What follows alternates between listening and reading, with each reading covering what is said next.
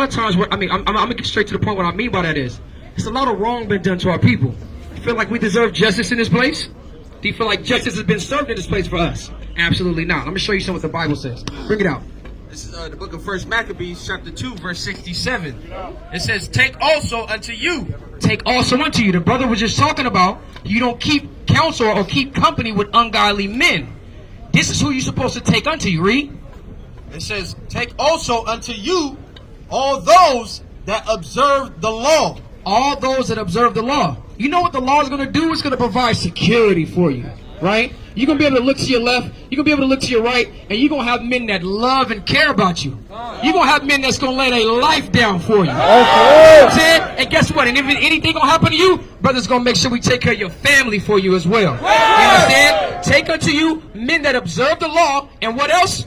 And avenge ye the wrong of your people. And get around men that's going to avenge the wrong of your people. That's what we want. It's so much wrong being done in our place that we got marches, we got news briefs. CNN been covering who for the last 2 months? Goddamn Ukraine. What the hell Ukraine got to do with the black, Hispanic, and Native Indians been being killed in this place for hundreds of years? See what I'm saying? You got to get men around you that's going to protect you and love you the right way. Not just to get something from you, but only thing we want for in return is that same love and respect so that we can carry it on and we can pass it down from generation to generation. My kids, your kids can grow up in a place that we can have rulership and we can have love for one another. Right. See what I'm saying? We don't have that now. So you got to get amongst you men that observe the laws of God. That's all we need in this place. Is when we're absent of that, we have rape, rob, murder. We have oppression. We have slavery. We have people sit up here, our women aborting our children. Why? Because she don't trust you and you don't trust her. Right? Give me Deuteronomy 28:68. Bring it out. Bring your precept. It's the book of Sirach, chapter 37, verse 12. That's right. But be continually with a godly man. And be continually with a godly man. We got to be amongst us that are godly, that have proven to be godly. See what I'm saying? A lot of times we hear people talk about being godly. They always want to profess it. Then you turn around, you see them do some ungodly stuff. And you say, man, I can't even trust this dude. And then again, now that's driving a wedge between you and your brother. That's driving a wedge in your nation. And a nation divided cannot what? It cannot stand. Right? Keep reading. Whom thou knowest to keep the commandments of the Lord. Who you know to keep the commandments of the Lord. Because I'm going to tell you one thing. When I tell you, you hear about somebody talk about how godly they are, and then you see them do something ungodly, there's nothing wrong with that. And I'm going to tell you why. It's wrong enough the wrong that they did, but when you have somebody that continuously keeps the law of the Lord, it's okay to stumble and slip. This is what you got brethren for, to correct you. That's love. Well, we're not going to allow you to continue the wrong that you've been doing. You got that in the law? You got some more on that? Finish that out and get that in Leviticus. Go ahead. Whose mind is according to thy mind, and will sorrow with thee if thou shalt miscarry. Read that part again. It says, whose mind is according to your mind. Get around like-minded people. Read. And will sorrow with thee if thou shalt miscarry.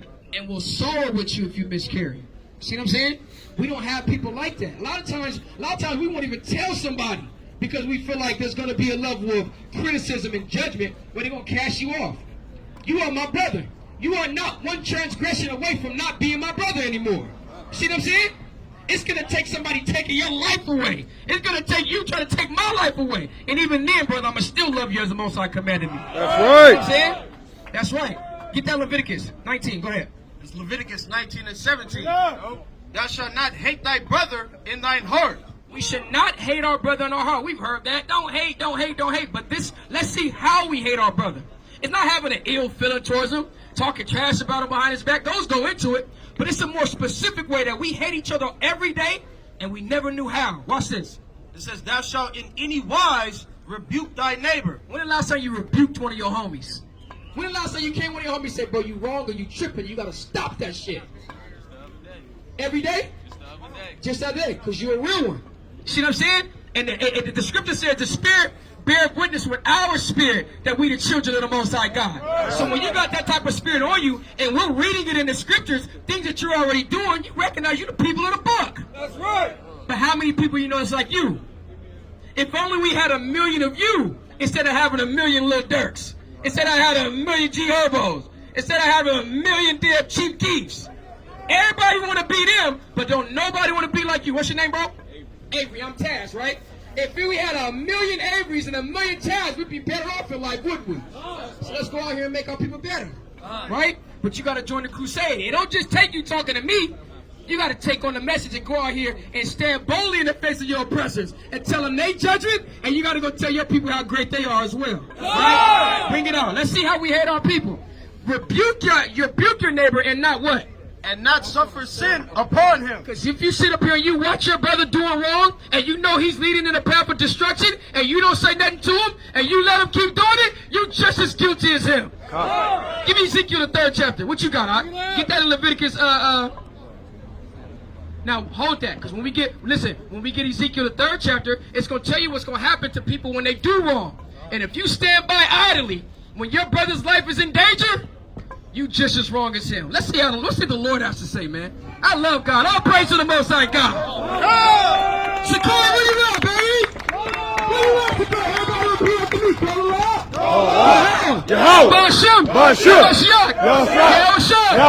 All praises to the Most High. Watch this real quick. You got 2 seconds for God, man. 2 seconds. You got it. Ezekiel 3. Bring it out. 18. This is the book of Ezekiel, chapter 3. And I'll start at verse 17. Son of man, I have made thee a watchman unto the house of Israel. God have called you to be a watchman, Avery. You got a spirit and you got a mind on you that's different from a lot of people. He called you to be a watchman, right? Go ahead. Therefore hear the word at my mouth. Go ahead. And give them warning from me. So when you receive the word of God, now you got to go and you got to give people warning. They're supposed to hear the warning from you, right? Go ahead. When I say unto the wicked, thou shalt surely die. Go ahead. And thou givest him not warning. We gonna tell the wicked, you keep doing what you're doing, man. Destruction and death is coming. If he keeps doing it, read.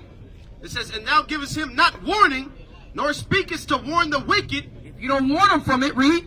From his wicked way to save his life. If you don't want him to save his life, go ahead. The same wicked man shall die in his iniquity. The dude who you were supposed to warn that you didn't warn, he gonna continue. He gonna die.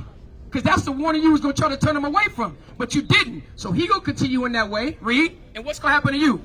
But his blood will I require at thine hand. And that's the domino effect. When we sit up here and let him do it, he's going to influence somebody else. And that same judgment can find his way right back around to you. And that's how the Lord does it. His judgment is likened unto a ring. In the laws of God, which is what we constantly are supposed to be occupied in, this is what he told us. And it's the last one for you. Go ahead. It's the book of Leviticus, chapter 19 and verse 16 in the NLT. Do not spread slanderous gossip among your people. You think that's an issue amongst our people? 2 things I always say. If we recognize that sex is marriage, you better pick the woman you have sex with. And if we stop gossiping with one another, it would drastically cut the drama that we have amongst our people. Because you treat your woman better, that's usually the main issue we got between us and our women.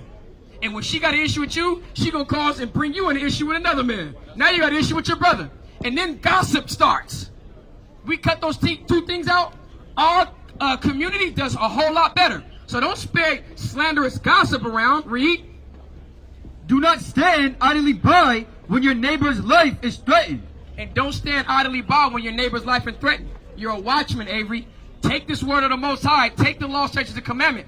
Take them on for yourself, and then you go out and you go warn the rest of the nation. Blacks, Hispanic, and Native Indian. It's destruction coming to our people. We got to warn them out of that. And when we warn them out of that, that's when the Lord going to come back, give us that mercy, that grace, that love we've been waiting for, and we've been praying to him for so long. God ain't, listen, we ain't waiting on God. God is waiting on us. You remember that? Hey, shalom, brother. Have a good day, bro. Be safe and be warm out here. What's up? Where they at? What's going on, King? What's going on, King? You heard you're an Israelite before? You never heard you're an Israelite? Let me ask you a question.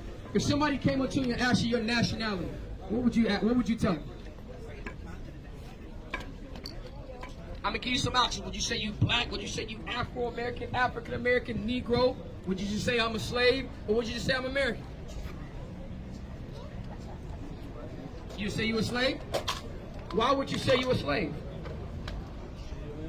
Because we still in slavery. Give this man a hand, right? Because you got to understand that. But that's nothing that we relish in. That's nothing that we rest in, right? Get that in Isaiah, all right? The summer is past. Jeremiah, you know what I'm talking about. 8, right? Bring it out. Jeremiah 8:20. The harvest is past. The harvest is past, right? That's when you go gather things up in the harvest, right? Go ahead. The summer is ended. Usually when the harvest comes in the summer, read. And we are not saved. And we are not yet saved. The Lord hasn't come and gathered us up yet. We waiting on that time. But the same thing I just told the brother. The whole time, we've been thinking that we waiting on God. God been waiting on us. So we got to realize something. We got to recognize who we are. And the fact that you recognize that you're a slave is the first step. How do we get in slavery in this place? What happened? Our own people sold us? And then what happened? We were brought over here from where? What they say? What's the general story of what they say where we came from? From where? Would you say Africa? They say they brought us over here from Africa, right? How do we get over here? What mode of transportation did we use? Ships, right? Beautiful word, ships. Beautiful word, ships. Listen, when you learn about who you are, man, the word ships is like, oh my God. It takes on a whole different nature, and I'm going to show you why. You got that? You got it. Bring it out. The book of Deuteronomy 28 and verse 68. And the Lord shall bring thee into Egypt again with ships. Are you familiar with the Bible? A little bit. You know what the Israelites was doing in Egypt, right? You know about Moses? God put the spirit on Moses and commanded him to go into Egypt and tell that Pharaoh, bring and let my people go out of Egypt, right? So this is Moses talking to us after we were brought out of Egypt. And you know what he told us? He said, listen, I'm going to bring you into Egypt again with ships this time. He's not talking about the literal Egypt because he just brought us out of Egypt. And in the 17th chapter of the book of Deuteronomy, the Lord already promised us we weren't going to see the land of Egypt anymore. And we didn't need a ship to go in there. Egypt represents bondage, right? If I told you, I said, hey man, don't let nobody come debo you for your dub zeros. You know what I'm talking about, right? Because you've seen fire before, right? Doom, doom, doom, doom. Dude, you know when Debo come and you hear that bike squeaking, you're like, man, let me just tuck mine in, right? If I say don't let nobody Debo you for your shoes, you know that means don't let this man bully you for your shoes. This is how God talks to us. We talk to each other that way because this is how the communication, the way of the Lord showed us the way we communicate. He talks to us the same way. So when he's saying, I'm going to take you into Egypt again, it's figurative, it's symbolic. I'm going to take you into slavery again. You got that in Exodus 20? You got Revelation? Bring it out. 11 and 8? Bring it out. It's the book of Revelation 11 and 8. And their dead bodies shall lie in the street of the great city, which is spiritually called Sodom in Egypt. There is a place, a great city, where our dead bodies shall lie in, spiritually considered Sodom, which was known for its all manner of wickedness, right? Even homosexuality, right? And Egypt. Why? Because there was wickedness going on in Egypt, but something that was distinct from all the rest of them. We was in slavery in Egypt. So the Lord's telling us, I'm going to take you into slavery this time with ships. Read. Go back to that Deuteronomy 28. With ships. By the way whereof I spake unto thee, thou shalt see it no more again. Because he had already told us you won't go see Egypt again. Read. And there ye shall be sold unto your enemies for bondmen and bondwomen. Did you not go into slavery on ships, sold to your enemies for bondmen and bondwomen? Didn't that happen to you? Now let's see what the last part says. Go ahead. And no man shall buy you. And that word buy in the Hebrew means redeem. Remember, the harvest is past, the summer is past, and we are not saved because nobody has come and redeemed and gathered us up. So who does that just say your enemy was? You was going to be taken into slavery on ships and sold into your enemies. Black man, who was you sold into? Huh? Go on and say it. You in a safe space, brother. This is safe right here. You ain't gonna say it for me, Ock? Who do we sold and what we sold it to? On auction blocks. Brother, was it the so-called white man? Did the so-called white man? Now here's the thing though. Give me Deuteronomy 4 and 10. Give me Deuteronomy 4. I'm gonna show you something, right? Because I know you got your kids with you, right? And I can sense the apprehension because it's like, man, I don't really want to push that out there. But it's important because if me and you don't teach them, they soon forget what happens to us. Can't let that happen. Let me show you something with the Bible says. It's on law. Read. This is Deuteronomy 4:9. Only take heed to thyself. Don't worry about what anybody else is going to think or anybody else's history, because when you send them to school, that's what the hell they're going to be teaching them there. They done took our history out and replaced it with what? Rainbow history. You know what I'm saying? So we gotta only take heed to ourselves and what? And keep thy soul diligently. When you're dealing with your soul, it's your conscience. Keep your conscience sharp and on point. We can't have no distractions. We can't have no feebleness or no weakness in our soul. We got to be strong, courageous, and that's where our success and prosperity is going to come from. Right? Read. Lest thou forget the things which thine eyes have seen. See, me and you, we didn't experience the actual plantation. Me and you, we didn't experience the Jim Crow South, but we've experienced police brutality, gang violence, the war on crime and the war on drugs, and how they target people like me and you, and now it's going to trickle down to them. We got to keep our minds sharp unless our eyes forget what they've seen. We got to keep teaching them. It's not going to destroy them. It's going to make them strong. And it's going to make them strong against the real enemy. The real enemy. Young brothers, your enemies don't look like you. Anybody, when they look like you embrace them with love and respect and peace. Bring it out. This is what we got to do. Go ahead. Unless they depart from thy heart. Unless they depart from your heart. Your heart is dealing with your mind, your soul and your mind. We got to keep it sharp.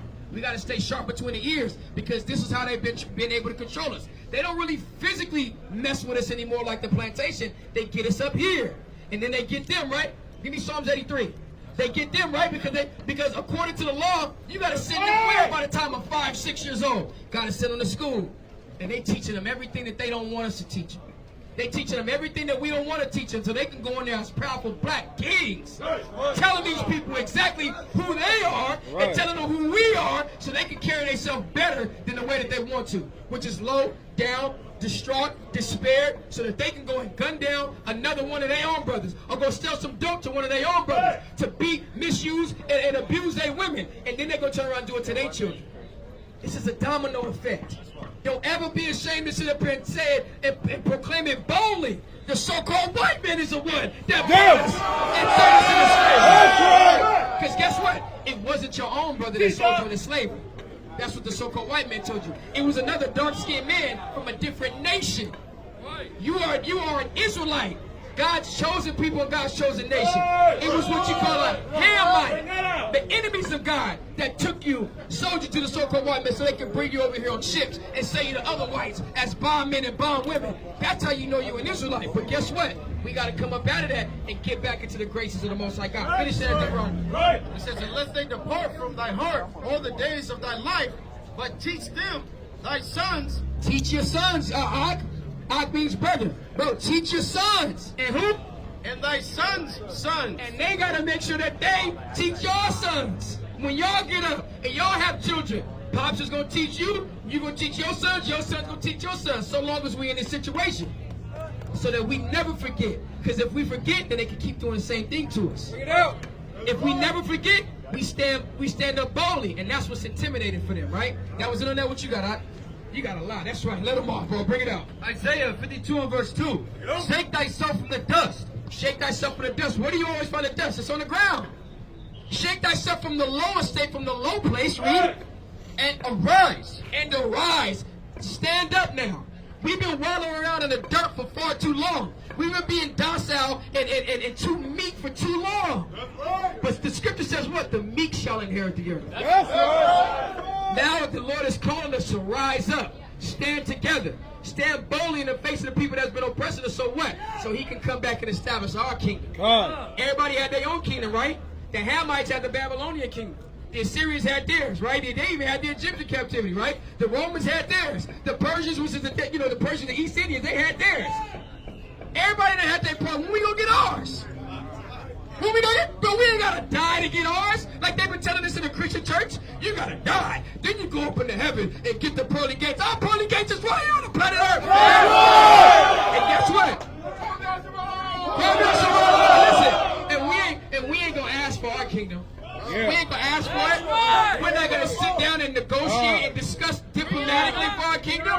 not going to sit up here and draw petitions for our kingdom. We're going to take our kingdom. That's